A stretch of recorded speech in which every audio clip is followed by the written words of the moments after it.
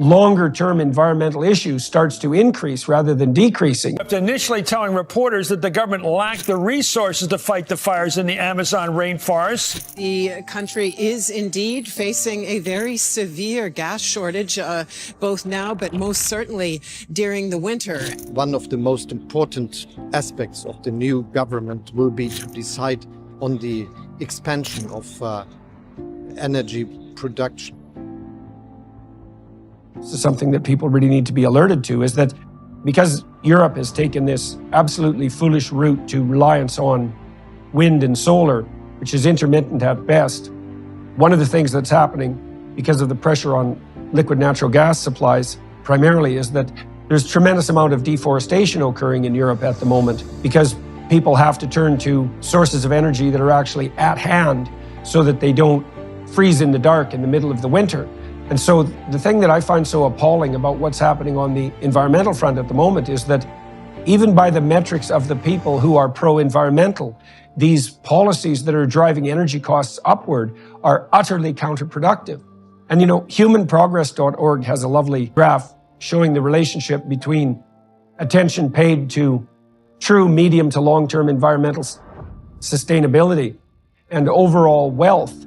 And what you see is that as you make people wealthier, so as you remove them from absolute poverty, their ability and willingness to attend to longer-term environmental issues starts to increase rather than decreasing. And so this has struck me I've known this for at least 10 years, that the best pathway forward to a truly sustainable planet, even by the definitions of the environmentalists themselves, is to drive energy costs downward to the point where we can remediate absolute poverty so that people aren't driven to use up damaging and polluting immediately available bioresources instead of turning to more efficient sources of energy.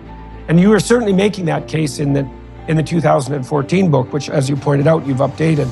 So that's the critical issue, right? Even by the metrics of the environmentalists themselves, the policies that we're presently pursuing on the energy front are not only counterproductive environmentally, but they're driving poor people into abject poverty. We're going to see a lot of that in Europe. I think it depends. So I think if you take the quote environmentalists as having a kind of pro-human interest in nature and pro-human interest in lack of pollution, this is true. But my belief is that the core of it is the belief that human impact is inherently bad.